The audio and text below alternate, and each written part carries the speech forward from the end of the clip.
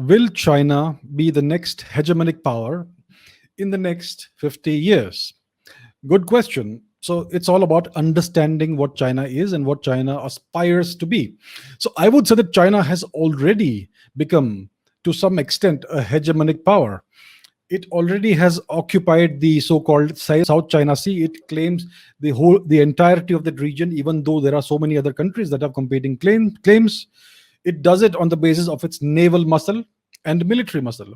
It is riding roughshod over Japan on the in the Diao Senkaku Islands, Senkaku, not Diaoyu, and it is bullying the Philippines. It's bullying every single nation with which it has a common border. It's even gone to the extent of trying to claim Vladivostok from the Russians. So that is what China is doing, and not just this bullying because of its economic and military muscle. It has infiltrated over time, step by step, in a systematic manner, every single global institution, such as the United Nations, the World Health Organization, and much more. So today, China can run its writ anywhere it wants. That's the status it has already achieved. It has laid debt traps on many poor nations. It has entangled the Western nations in these economic and mercantile webs. It has infiltrated the United States. Hollywood is essentially an organ, a propaganda organ of China. The United States media is essentially kowtowing to China. It has refused to even question what's happening inside China in the past year and a half. So China has already achieved a significant degree of hegemony.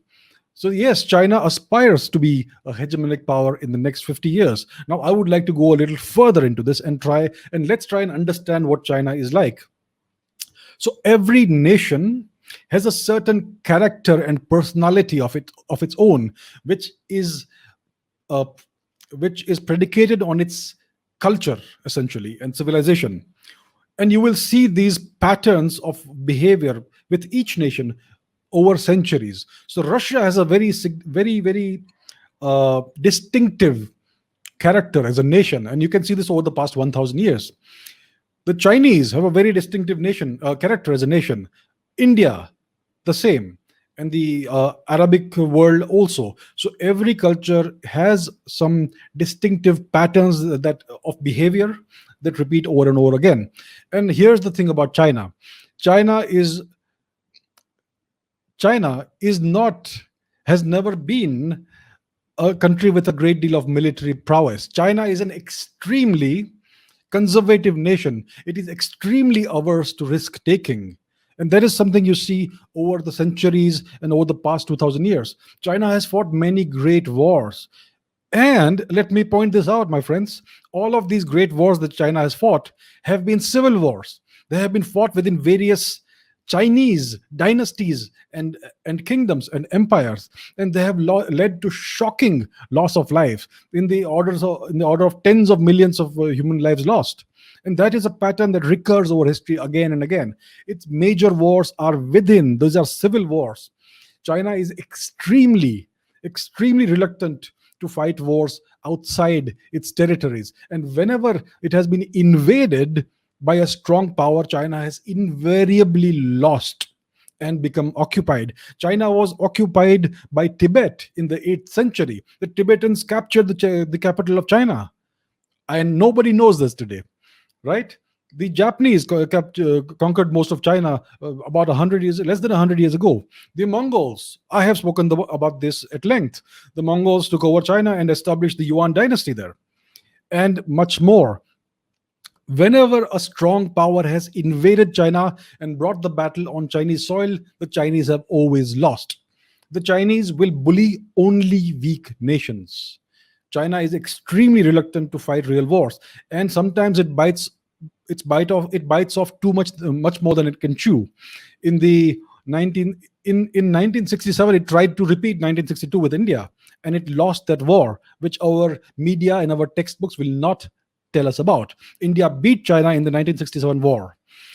And in 1979, if I am not mistaken, China tried to invade Vietnam. It was a disastrous defeat at the hands of Vietnam. So the Chinese have a very patchy and inglorious military history. They will bully you when you're weak. That's what they did to India in 1962. The moment you take the battle on their own soil, the Chinese defenses invariably crumble. And this is something the world needs to recognize. So, China's hegemony is non-military. China is building a lot of military muscle, but it hopes to never have to go to war. It hopes to never have to fight anything except a small power like the Philippines or Taiwan. It doesn't ever want to fight a great power. And that's the thing about China. The military muscle is for the sake of deterrence only. It will never dare fight Russia. It will never dare fight the United States, despite its shrill rhetoric.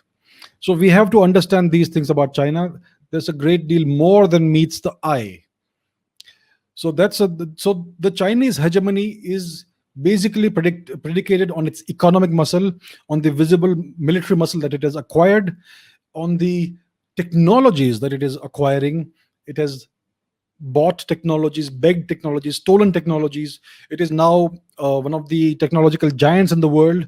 It is especially advanced in the field of cyber warfare. It has a very good space program. It has lots of military satellites. It's launched more than 20 satellites this year. Most of them are spy satellites. So China is investing in the future. It's investing in future hegemony, but it intends to never fight a kinetic war. The Third World War will not be kinetic in nature. It will be something very different.